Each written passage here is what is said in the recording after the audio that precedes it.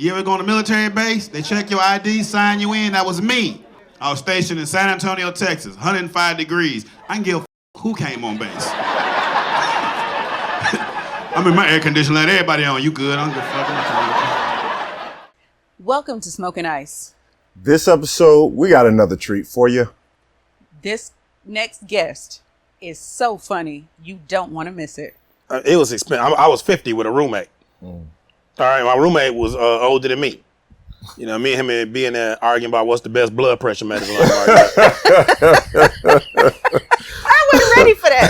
I'm so sorry. I was not ready. This episode should be entertaining, it should be funny, relaxing, and hopefully this brother doesn't use this for one of his punchlines. Smoking Ice begins now. Welcome to Smoke and Ice with Kelly and Wayne. This is the podcast where you're not only informed, but entertained. Sit back, relax, and remember, where there's smoke, there's fire. And you can't chill without ice. Now, here are your hosts, Kelly Allen and Wayne McCullers. You've now entered another episode of Smoking Ice, where smoke meets sophistication and ice meets intensity. I'm Kelly Allen. And I'm Wayne McCullers, and today we have a great entertaining guest for you. Today's guests, you may have seen them on BET's Comic View, HBO's Def Comedy Jam, and opened for some of the biggest names out there. Our guest, Mr. Sean Larkins. All right. Thank you. All right. Well, thank you for having me. I said. Thank you for coming. Yeah, I appreciate it. Well, listen, I know you've watched the podcast. He's watched it, so all of you guys need to watch it too. But as we start off all the time, we're going to start today with a bourbon that we're featuring, and today's bourbon will be Elijah Craig. It's not the same as all bourbons. Every bourbon has its own distinct flavor. This one has a little bit of baking spice, but it'll still give you that chocolate flavor, a little bit of vanilla, a little bit of caramel, and it's really nice pour. So let's go ahead and pour up. Man, she sells that bourbon, y'all. Bourbon. We need some bourbon sponsors around Bourbon here. is my favorite. I love bourbon. All right. You know what? I'll be a gentleman today. Let me. I appreciate it. All right. It ain't too strong, is it? We'll just give you a little. Okay, because unless y'all like to fight. Well, we'll yell cut. Say when, bro. Good. All right. I mean, I'll probably lose, but I'm still going to fight. Let's go ahead and toast. Yes. All right. Cheers to you. Cheers.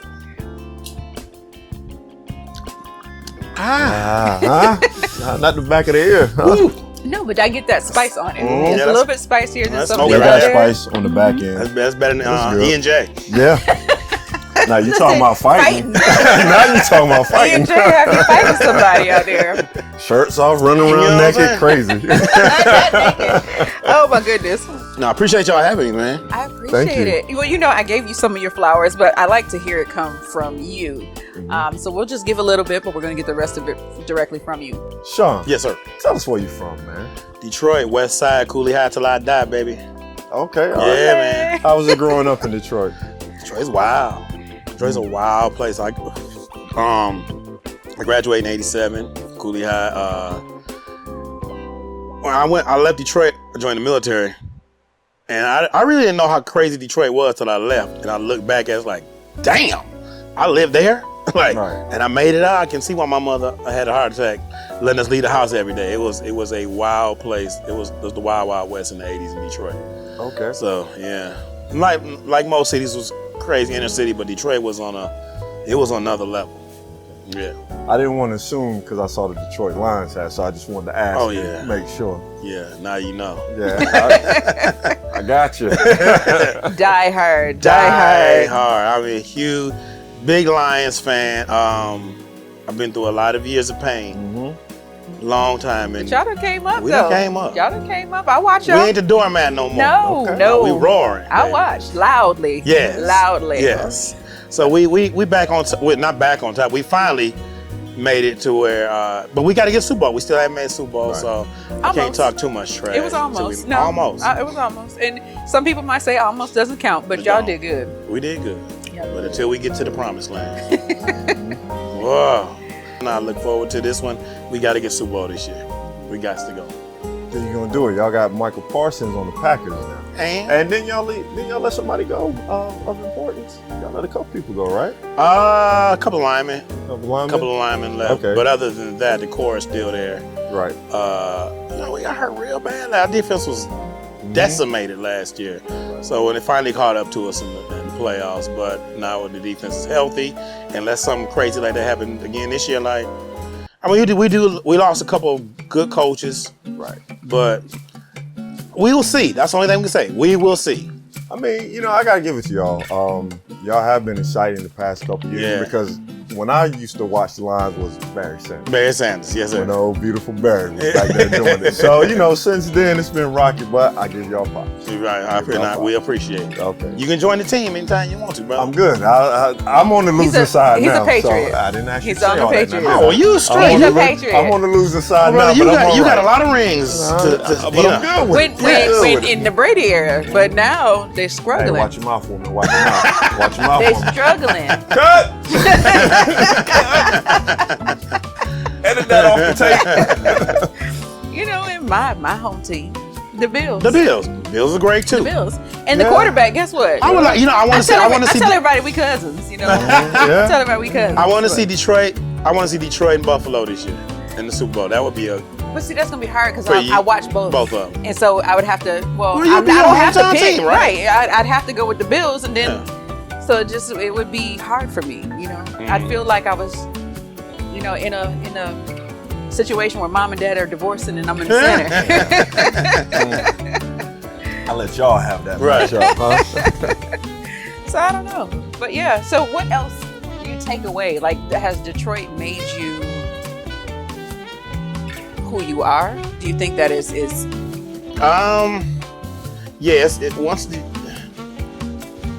It's some things about Detroit you just never get rid of.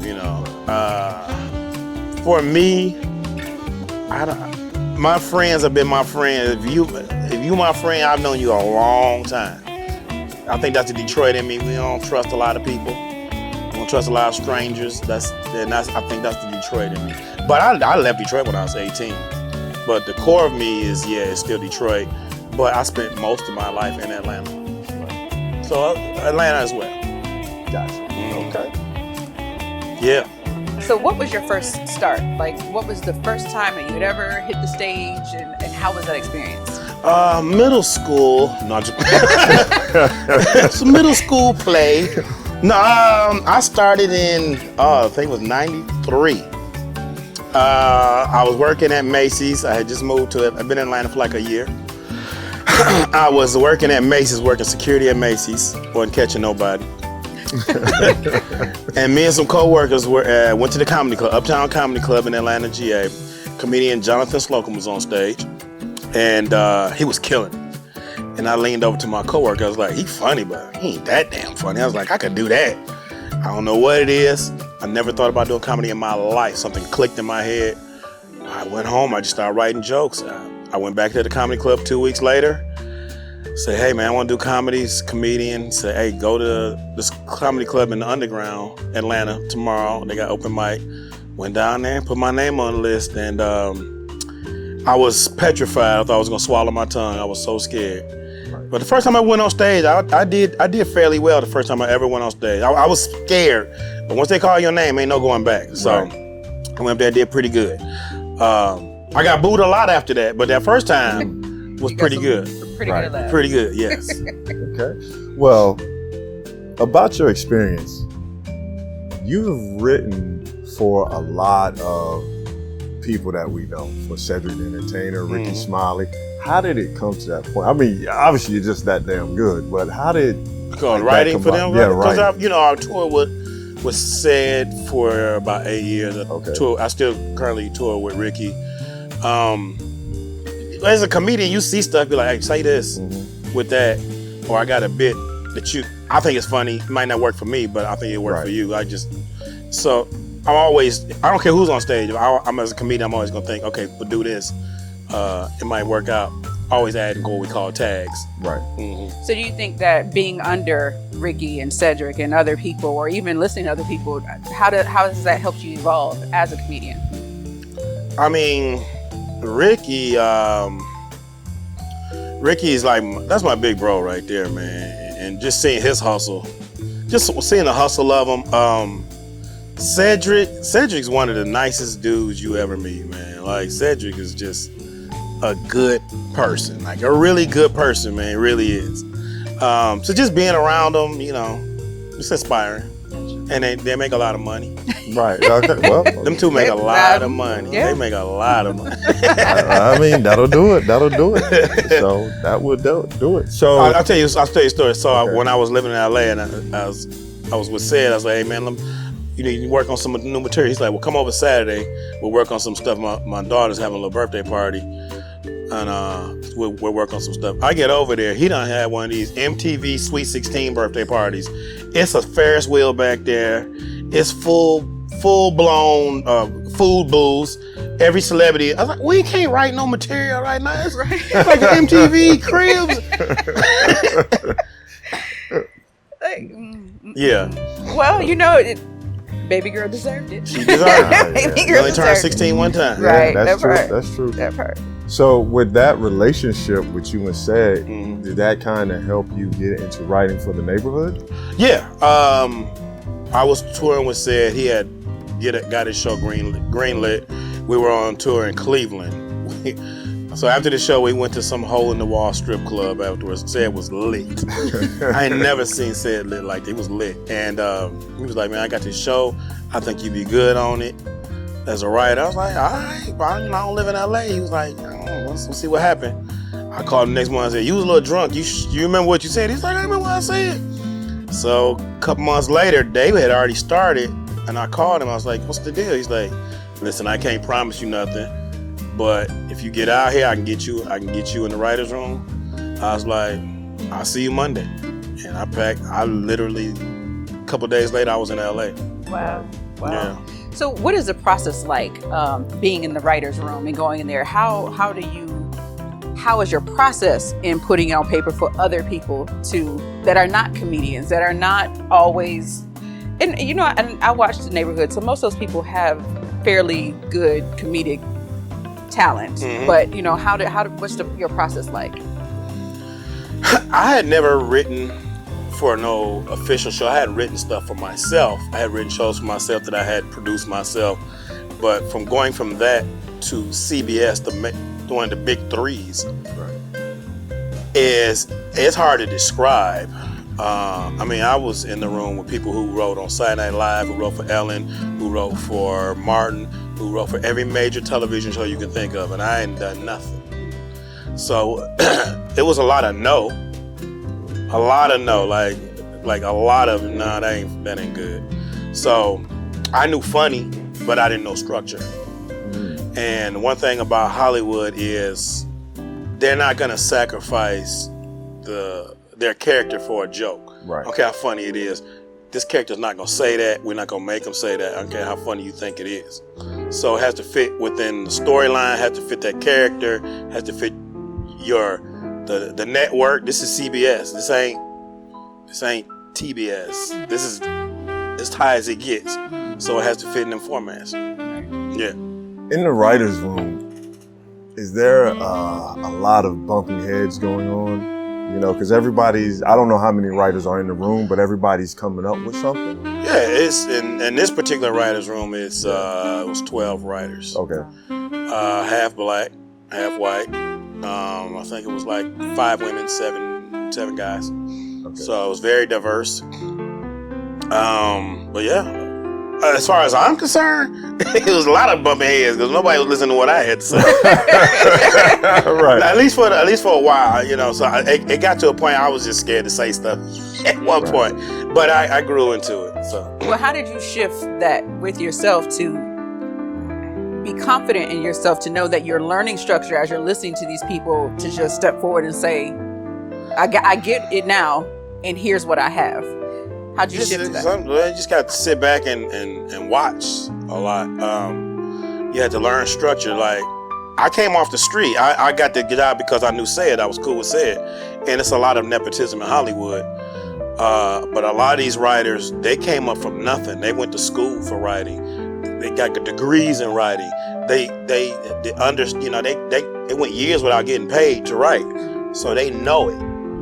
They may not be as funny as me, but they know how to write a story. So I don't know if that answers your question. It did. No, it did. No, it was just trying to figure out the shift. But part 2 of that is you've also written for the Music Awards, BET. I wrote Music for Awards? the Soul Train Awards. Yes. I knew it was one of them. See, excuse me. Yeah. Soul Train Awards. Yeah. How was that? That was great. I was 2021. Wrote for the Soul Train Awards. So I was in the Apollo for a week. Never been to the Apollo. Never been in there. To working in the building for a week was a good experience. Right. That was awesome. I'm working with Tashina Arnold and Tisha Campbell. They were hosting that year. So just a great experience. That was a great show. That was a good show. See, I didn't even know that you were the writer on that. That was a great show. Mm-hmm. Yeah, so I've seen that. So, yeah, hey, listen. When you get accolades on IDBM, is that what it's called? You're doing stuff. ID, whatever. When you're up there, IMDb. Yeah, when you're up there, you're doing stuff. So, listen, before I go to my next question, I got a sidetrack for a little bit. Yeah. So, you always hear about the comedians beef and stuff like that. Oh. Is that, you don't have to say no names, but man, is that real? Yeah, it's not like rappers, nobody getting shot. Right, okay. But some people got their ass whooped.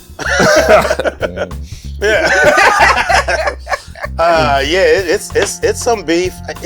You would hope it was not as much as it was. Mm-hmm. I mean, the big beef, of course, was that this year?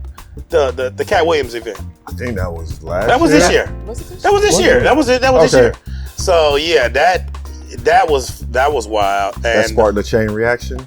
Yeah, that was a lot because he attacked 2 of my friends, Ricky and Said, and it was like, let me tell you, me being on the inside, a lot of what Cat said was real. But a lot of it was some BS too. Yeah. Right. There's a lot of it over exaggeration. Mm-hmm. He said that Ricky had some contract where Ricky had to wear a dress for him to be in a movie with him. Really? There's a piece of paper floating around that said Ricky's mom got to be in a dress to be in a movie. Come on. Right. That ain't happen. But I didn't appreciate it because I know how many people Said and Ricky employ, and you're going after their money. I know how many people Cat Williams employs. So if somebody besmirches his name and he falls off, you know how many people are out of a job? Right. Cat Williams ain't the only one out of a job. It's tons of people. Same with Ricky and with Said. Said employs probably a couple hundred people. If Said's name get messed up, that production is done. Yeah. So I didn't appreciate it, and there was no reason for it. I feel like,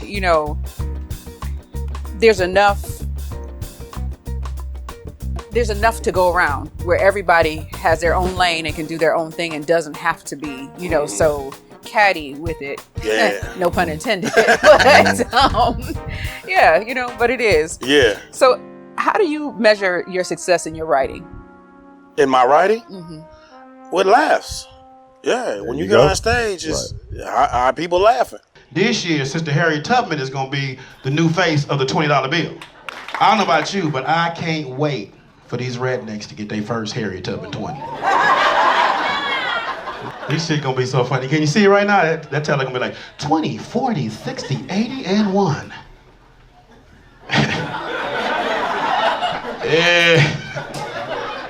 What kind of monkey money y'all handing out in this son of a bitch, man? Well, I mean, and then not only on stage, you got that. That's your thing. Like Yeah, I've seen that's your my show, thing. so that's your thing. But but a lot of times, unfortunately, nowadays that doesn't translate to success. The game has changed. We are not going back to the flip phone. This is a new era. If you don't have a huge following, I don't care how funny you are. You ain't putting no asses in seats. They don't care. Comedy clubs ain't. I don't get booked at comedy clubs. As funny as I am, I've been doing this 30 years. It's unless I have a personal relationship with the owner of these clubs or like Atlanta or Detroit, somewhere like that, it's almost impossible for me to get in comedy clubs unless I'm touring with somebody else because they don't feel like I'm gonna sell. And as funny as I am, it's hard because the people only want to see the names that they know online. right. And that's the unfortunate part about it. But I mean, I'm not gonna cry about it. You just have to adapt. Right. And speaking of adapt, with all the sensitivity that's out here today, how does that affect your routine? Because you're pretty raw, brother. There's a term in comedy called punching down. So you can talk about anybody, anything, as long as you're not what they call punching down. Now, there are certain communities that are extremely sensitive. Right, yeah. The Jewish community is extremely sensitive. Some of the LGBT community is extremely sensitive like that. You can't say nothing. I can talk about my own mother, but I can't say nothing about you. I can talk about anybody. And as long as I don't have a huge platform. There's really not a lot on the line for me. Even though I would say, so I did this I did this bit that I put on TikTok, and I was doing a lot of cruise ships. I actually got fired from cruise ships because of a thing I did. You want to tell the story? I was about to say, do we want to know? I was working on Carnival, Section 8 of C. Oh, you know it. Yes, a ghetto ass Carnival. I don't let Carnival fire me. But anyway, so it was Christmas time, and they had this Santa on the ship, right? So Carnival, instead of getting a regular Santa, they cheap ass go downstairs to the crew and get an Indian Santa. So they got an Indian. He walk around with the black hair, black beard. He don't look nothing like Santa. I do two Santa. I do white Santa. I do black Santa. Ain't no damn Indian Santa. Right. So he walk around confusing the hell out of the kids. For they run for Christmas, let the Lord. Man, so Carnival see they fired me immediately. Like, screw you, Carnival. They didn't like your rendition of Indian Santa. I talk about everybody. I wasn't just picking on Indians specifically, but but yeah, it is.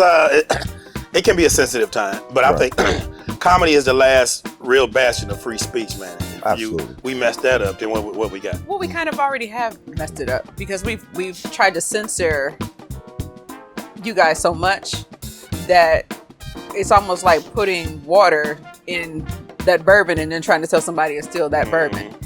It's unfortunate, so how do you even, I mean, you kind of said that already, but it's hard to get around that. Yeah, I think you just do it, and whatever consequences come, they come. There are some comedians I think that are offensive, though. Some people go out of their way to be offensive. I just recently saw Dave Chappelle again, and Dave will go out his way to pick on the gay community. He just does it. It's doing it on purpose just to see what the reaction is. But he's explained before on one of his shows that he's got a friend who is gay. You know what I mean? That's what I think he's like, I don't care. Right. It's not malicious. Right.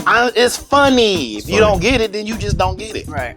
But I think he set himself up in a place where he can say whatever he wanted to, He can and say it's whatever not he going wants to to. matter. The difference between there's a difference. You got Kevin Hart and you got, let's say, Dave Chappelle. Kevin Hart has probably 20 endorsements.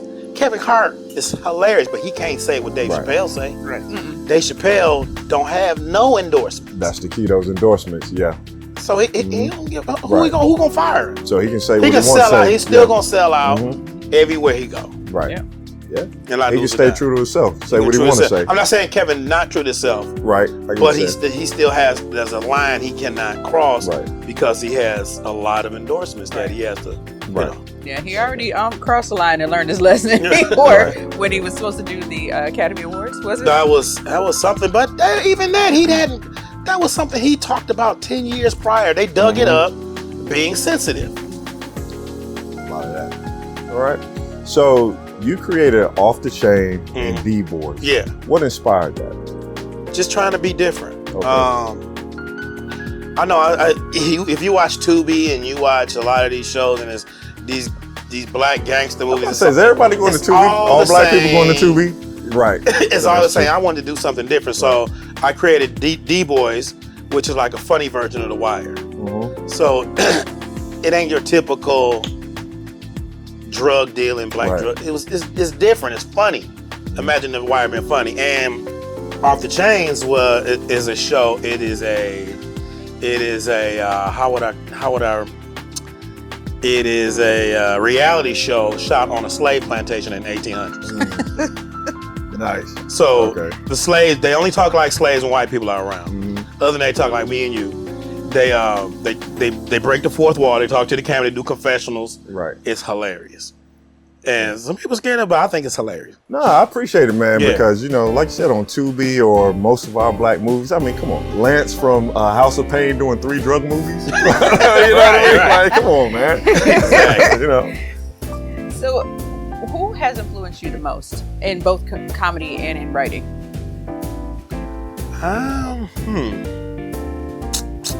Who has influenced me the most? I love the late Patrice O'Neal. He's fearless. His level of writing was just, I wish I was a tenth of what he was. That man was just amazing. I think Patrice O'Neal was, if he was still alive, would be up there with Dave Chappelle, easily. Okay. And then how about with your writing career? Who writing? I would say, I don't know, maybe some sketch work. You know, like I like just raw funny. I like what's called situational comedy. I don't like what's just, you know, you're trying to be funny. Do stuff that's serious and the funny. Write the funny and let's play it out serious. And the situation itself is funny. So I don't know, maybe some old Saturday Night Live sketch, something like that. You know, some writing from that. Things like that. And with you saying that, I think that needs to happen again, because that is something that we're missing. If you look back into when In Living Color came out, we all rushed home to watch In Living Color. You know what I mean? Yeah, In Living Color. And then even when, what's her name? I can't think of it right now, and please forgive me, because I watched it. I watched every episode, but when she did that Black Ladies sketch comedy show. Oh, yeah, there was some fun. It was some very funny stuff. It was some very funny stuff in there. I mean, and that is what we're missing. So, and I think that you can do that again. You know? Yeah. I got some. So I'm actually working somebody currently to revamp my D-Boy show. So I don't like to talk too much about it till it happens. So we got it. Understood. We got it. We'll just have to have you back once it does. It's gonna happen. Once it It's gonna does. be hilarious too. Good. Well, with that being said, what do you find most rewarding, writing or stand-up? Stand-up. Stand-up? Okay. I don't like writing. I mean, it's a necessary, but I ain't gonna lie, I be kind of lazy. So writing, you know, you have to be in that mode to write. I can write jokes or bits all the time. Right. But like writing a full script, that's a lot of work. And it's a lot of mental work. So, but I can write jokes all day. So with you saying, do you think that AI is going to come in and take a lot of jobs with the way, or do you still feel like it needs that human touch? Ooh. Okay, so I have a friend. Well, she invited me to this this seminar. Is for professionals who want to be want to do speeches, right? What was it called when you do a speech in at a conference? What's a keynote speaker? Keynote speaker. So it was a conference about learning to be keynote speakers, and I was like, I don't think I could do that. Because I don't really think I have a story. So my friend who was with me, she said, "Now, tell me a couple things." She put it in ChatGPT. When I tell you, this thing spit out some funny stuff, a whole story about me. I was blown away. I was like, this is the future. Right. And it was like anything I needed was right there. So yeah, the future is with computing and AI. And I didn't even know it. Yeah. It was deep. Damn AI. So y'all might not be anymore. Y'all might not be here next week. It might. Right, it might be two people looking like us in AI. But yes, I mean, and ChatGPT, you can even make it sound like you by putting in your characteristics of who you are, and it will give you everything you need all in one place. Man. And which is like what happens now to all these educated writers, all these people you were talking about earlier that, you felt, that because you were just invited, and they went to school, That doesn't matter either. No, it don't. No. It doesn't matter. No. They got to put everybody on the same playing field. And now the Hollywood, there's a fight with Hollywood as far as what they want to do is get people's image one time, pay them one time, and continuously use their image as background, as crowds, without paying you any further. Like the Will Smith thing? No, I'm just joking. Well, They said Will used AI for his crowd for one of his concerts. Oh, he did? Oh, they said that? I mean, that's Well, what something Yahoo like said. that. That's all I'm saying. But use real people's image Right. for like crowds and things of that nature and not pay you no more. Right. This is where we are. Well, let's circle back around a little bit because we got a little far, and I want to talk about this. Randall, the mailman on The Neighborhood. So not only did you write, but you also act. Yeah. And I've seen you act in a couple of other things as well. How was that experience? That was dope. And still, I still get residual checks from that, so that's good. Yeah, because it's just people like me watching The Neighborhood So over and over and over again. At the first, I got fired from the writing team. I'd like to be perfectly honest with y'all. So I wasn't the head writer. I wasn't his guy. I was Sayed's guy. So it wasn't enough to keep me in the room. But I hung around. I wound up getting a role because they knew I could act. So I wound up getting a role as an actor on the show. So a reoccurring role, not a serious, like I would do like 3 to 4 episodes a season, which was pretty cool. So I'm in a few episodes, but just being on set and sometimes it just happens like that, you know. And it's a good role. Yeah, it's a good role, Yeah. and it was a great opportunity. It's always it's not about how you start, but how you finish, and you were able to finish. And The Neighborhood, 8 seasons long. It was a good. 8 seasons, they had a good run. This is the final. Good run. This is the final season right now. Yeah. They're filming right now. I just couldn't take LA anymore. I couldn't. I like LA. It's just expensive. I don't. And then I don't know. I've never experienced an earthquake, but I don't want to. Oh, I did. Please tell us why you don't like LA, my good sir. Where do I begin? Yeah, that's what I want to hear. That's what I'm talking about. First of all, too expensive. Right. It was expensive. I was 50 with a roommate. All right, my roommate was older than me. You know, me and him would be in there arguing about what's the best blood pressure medicine. I wasn't ready for that. I'm so sorry. I was not ready. Right. I got you. Homelessness through the roof. If you think the homeless bad in your town, it's 10 times worse than LA, I guarantee you. I mean, LA had homeless Asians. Yeah. When I saw homeless Asians, I'm getting the hell out of here. If the Asians can't make it, what I'm supposed to do? You ever had an Asian beg you for some money? Asian like, give me Not in my life. Give me Dara. It was bad. Oh my goodness. Listen, and I want to hear more about why you don't, but I was in LA one time and there was a wooden structure up underneath a bridge with a lock on it. And he was coming out putting a lock on his. I was like, that's a shack. Hey, are you putting a lock on your shack? I hit the floor. No. I hit the floor. There's some of them things, man. I used to go down there. I would go down to Skid Row in LA, and because I would volunteer and feed the homeless down there, man. It was some of them places they had set up was elaborate. Like one dude went down there to give him some food. I knock on the little tent. I was like, Larry in there. Like, he upstairs. I go, upstairs. It's 2 levels in this thing. But no, they had some elaborate stuff going on.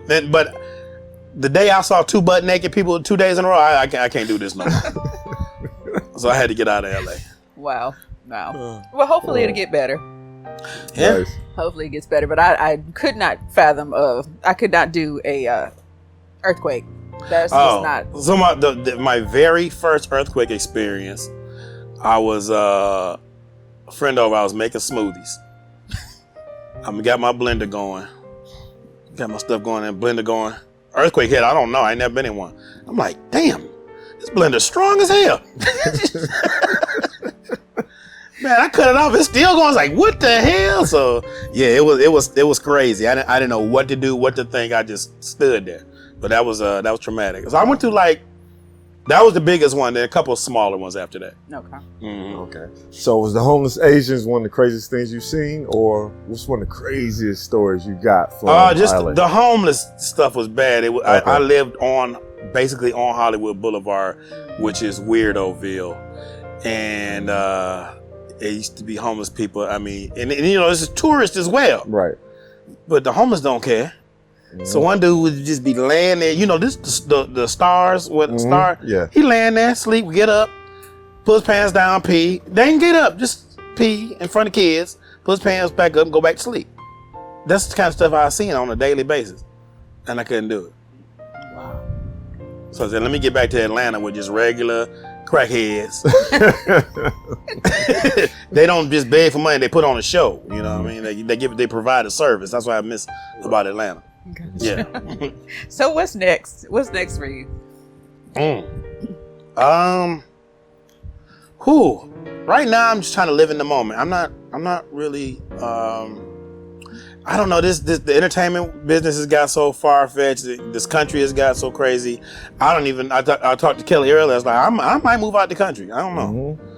You know. Where you going? I think about moving to Thailand, man. My man. Have you been? Yes. Okay, we'll talk later. We'll talk later, yes. All right. Yes. All right. So with all those experiences, I'm pretty sure when you do your comedy shows or when you're writing, you draw from those experiences that you've seen. So with all that, man, just you never run out of material, do you? Oh no. It's always a lot. Like recently, I lost my dad. Right. Okay. No, we found him. He got dementia. He was just walking down the street. Gotcha. But that's the kind of stuff you draw from. Right. Like my father really has dementia, so and as sad as it is, it's some funny stuff too. So like my father, he thinks whatever he's watching on TV, he's doing. Right. He literally thinks so we watching Olympics. He like, that's me. I was like, no, you right here next to me on the couch, Dad. He's like, no, that's me. It's like, no, I don't care how dimensioned you are. That you are not Dominique Dawes. You ain't doing no flips. So, what do you want your audience to get out of your comedy sessions and your storytelling? Just to have a good time, just to get an escape from reality. You like that Bad and Bougie? I'll do the country version of it. Want to hear it? Here it goes. Raindrops and drop tops.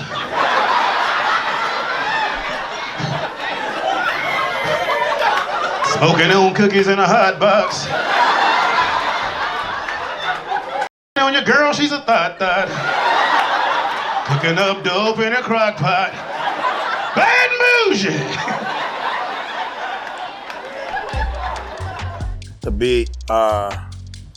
To go out and no matter what's going on, hey, I had a good time tonight for a couple hours. Me and my friends had a good laugh. I'll tell you one story. This is years ago. I was in Chicago doing a show. After the show, this guy comes up to me. He's with his sister. He's like, man, here you go. And he dapped me up and gave me $200. I'm like, what's this for? He said, man, my mom passed like 2-3 weeks ago. My sister, she been out of it. She laughed so hard tonight. It was good to her to get out, and the fact you made her laugh, man, I appreciate it. And so you don't know who you touching out there. Right. And that was awesome. So you never know who's watching. Right.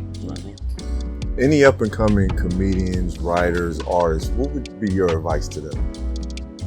Get an online following. Build up your online following. That's the future.